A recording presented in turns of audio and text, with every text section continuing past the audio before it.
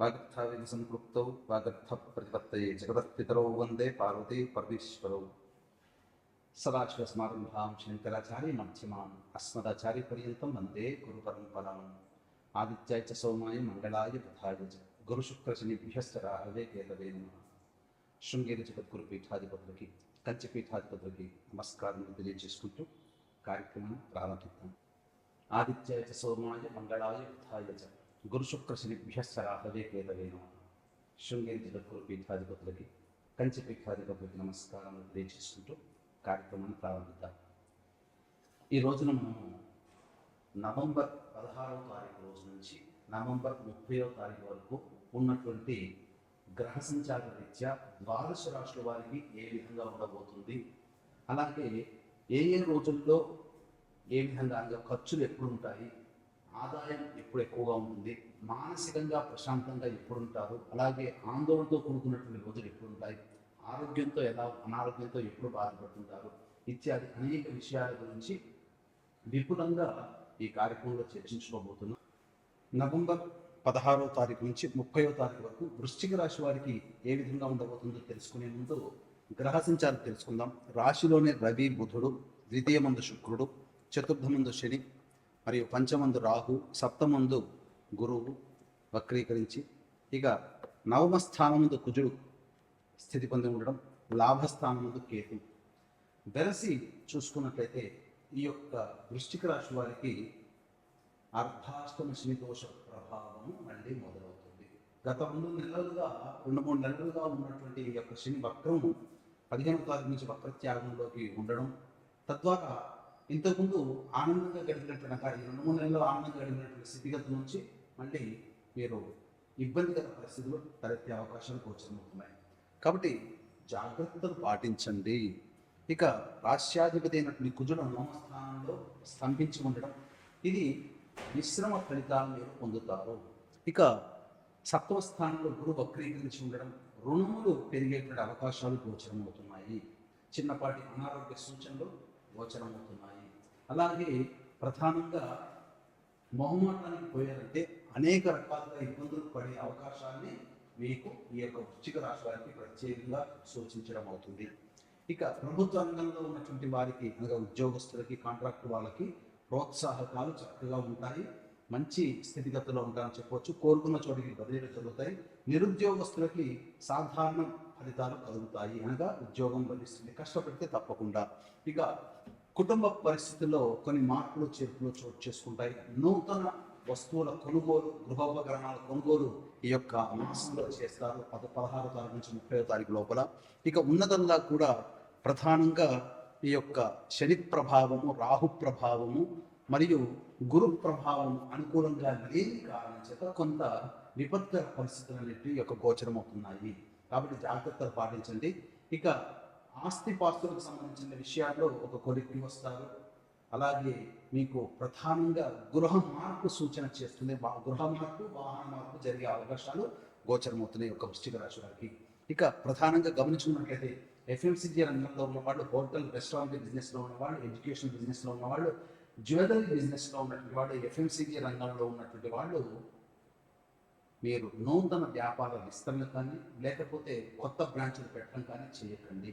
ఉన్న దాంట్లో సరిపెట్టుకుంటూ కాలం కలిసి రాని సమయంలో తగ్గి ఉండడాన్ని మేలని గమనించుకొని కొత్త ప్రయత్నాలు ఈ యొక్క వ్యాపార రంగంలో ఉన్న వాళ్ళు చేయకండి. ఇక రైతులు సాధారణమైనటువంటి పంటలు వేసుకోవడం, తెలిసిన పంటలు వేసుకొని ఆనందంగా గడపండి. ఎక్కువగా కొత్త పంటల జోలికి వెళ్ళకండి. రియల్ ఎస్టేట్ రంగంలో ఉన్నవారు, లాయర్ వృత్తిలో ఉన్నటువంటి వాళ్ళు, ఎలక్ట్రానిక్స్ అండ్ ఎలక్ట్రానిక్ రంగంలో ఉన్నటువంటి వాళ్ళు, మైనింగ్ వ్యాపారస్తులు మిశ్రమ ఫలితాలు పొందుతారు. గొప్పగా విజయాలు అనేటువంటివి ఉండవు. సాధారణమైన జీవితాన్ని గడుపుతారని చెప్పవచ్చు. ఇక ముఖ్యంగా గమనించుకున్నట్లయితే నిరుద్యోగస్తులకి ఉద్యోగం లభించే అవకాశాలు ఉంటాయి. ముఖ్యంగా ఈ యొక్క సంబంధించినటువంటి రాశిలో జన్మించినటువంటి వారికి కోరుకున్న చోట ఉద్యోగ బదిలీలు జరుగుతాయి. అలాగే విదేశీయానం, విదేశీ విద్యకు సంబంధించినటువంటి ప్రయత్నాల్లో మీకు లాభదాయకంగా ఉంటుంది. కోరుకున్న యూనివర్సిటీలో మీకు ప్రవేశం లభిస్తుంది. ఇక ఏతావాత చెప్పొచ్చేది ఏంటంటే సాధారణమైన ఫలితాలే యొక్క వృశ్చిక రాశి వారు పొందుతారు. అర్ధాష్టమ శని ప్రభావం వల్ల కొంత కొత్త సమస్యలు వచ్చే అవకాశం ఉంటుంది. తల్లిగారి ఆరోగ్యం పట్ల శ్రద్ధ వహించాలి. ఇక వీక్షించేటువంటి ప్రేక్షకులకి గమనిక, ఈ కార్తీక పౌర్ణమి సందర్భంగా నవంబర్ 15వ తారీఖు రోజున త్రిపురాసురులని పరమేశ్వరుడు సంహరించినటువంటి క్షేత్రం త్రిపురాంతకం. కాబట్టి ఇట్టి త్రిపురాంతకంలో జాతకరీత్యా నిత్య వివాహ, ఉద్యోగ, దాంపత్య, సంతాన, అనారోగ్య సమస్యలతో బాధపడేటువంటి వాళ్ళు మరియు వృషభ, మిథున, కర్కాటక, సింహతుల, వృశ్చిక, మకర, కుంభమీన రాశులు జన్మించిన వారికి శనిదోష పరిహారార్థమే సర్వదోష నివారణ పూజలు, హోమాలు 1500 రూపాయలకి చేయించడం జరుగుతుంది. అవకాశం ఉన్నవాడు కార్యక్రమ తదనంతరం కాంటాక్ట్ చేసి మీ గోత్రనామాలను నమోదు చేసుకోవచ్చు. ఇక ఈ కార్తీక మాసం ఆఖరి కార్తీక సోమవారం నవంబర్ 25వ తారీఖు రోజున తండ్రి వైపు 6 తరాలు, తల్లి వైపు 3 తరాలలో ఏవైనా దుర్మరణాలు ఉంటే పితృదోషం అంటారు. దుర్మరణాలుగా road accident, fire accident, suicide attempt, నదిలో బావిలో పడి చనిపోవడం, ఇంట్లోంచి వెళ్ళిపోవడం, లివర్ ఫెయిల్యూర్, కిడ్నీ ఫెయిల్యూర్, క్యాన్సర్తో చనిపోవడం, 60 సంవత్సరాల లోపల ఏ విధంగా చనిపోయినా ఇవన్నీ పితృదోషాలు. ఈ పితృదోషాల ప్రభావం వలన జీవితంలో ఎదుగుదల ఉండదు, ప్రశాంతత ఉండదు, ప్రతిదీ సమస్యాత్మకంగా ఉంటుంది, కుటుంబ అభివృద్ధి ఉండదు, పిల్లలకి పెళ్లిళ్ళు, సంతానం కలగకపోవడం ఇలాంటివి జరుగుతాయి. కావున ఈ ఆఖరి కార్తీక సోమవారం నవంబర్ 25వ తారీఖు రోజున జరిగే పితృదోష నివారణ కార్యక్రమంలో పాల్గొనండి. వివరాల కోసం కార్యక్రమ తదనంతరం కాంటాక్ట్ చేసి తెలుసుకోవచ్చు. ఇక ఈ నవంబర్ 16వ తారీఖు నుంచి 30వ తారీఖు వరకు ఏ రోజుల్లో ఏ విధంగా ఉండబోతుంది, ఖర్చులు ఎప్పుడుంటాయి, ఆదాయం ఎప్పుడుంటుంది, ప్రశాంతత ఎప్పుడుంటుంది అనేటువంటి విషయాల గురించి క్లుప్తంగా తెలియజేసుకున్నాం. 16, 17వ తారీఖుల్లో కనుక గమనించుకున్నట్లయితే ఈ యొక్క వృశ్చిక రాశి వారికి జీవిత భాగస్వామితో, వ్యాపార భాగస్వామితో పొరపచ్చాలు తొలగి వాళ్ళు తీసుకున్నటువంటి నిర్ణయాలు మీకు అనుకూలంగా మారుతాయి. ప్రధానంగా రాణి బాకీలు వసూలవుతాయి, ధనాదాయం చక్కగా ఉంటుంది.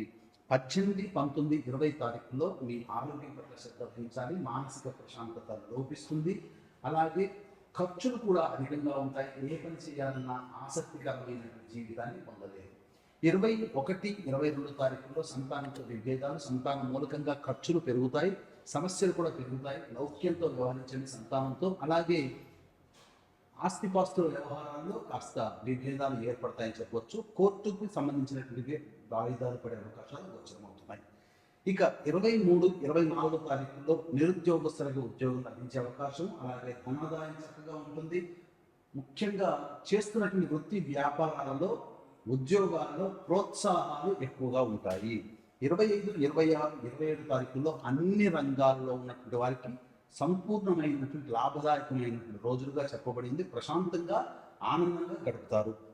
ఇక 28, 29 తారీఖుల్లో కనుక గమనించుకున్నట్లయితే ప్రధానంగా సమస్యాత్మకమైనటువంటి జీవితం గడుపుతారు. అనగా ఏ పని చేయాలన్న ఆసక్తి ఉండదు, అన్ని ఆలోచనలకి పరిమితమవుతాయి, కార్యరూపం దాల్చదు, వృధా కాలయాపన చేస్తారు. పని లేకపోయినప్పటికీ కూడాను ఎక్కువగా బయట సమయమే వెచ్చిస్తారు, బయటనే సమయం వెచ్చిస్తారు. కాబట్టి జాగ్రత్తలు పాటించండి.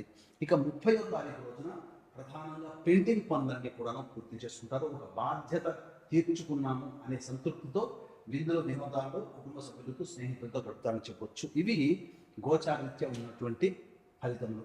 ఈ యొక్క వృశ్చిక రాశి వారికి జీవితం చక్కగా ఉండాలి అంటే ప్రతిరోజు కూడా చంద్రశేఖరాష్టక పారాయణం రోజుకి 3 సార్లు, కాలభైరవాష్టక పారాయణం రోజుకి 3 సార్లు పఠించండి. శనివారం తైలాభిషేకం జరిపించుకోండి.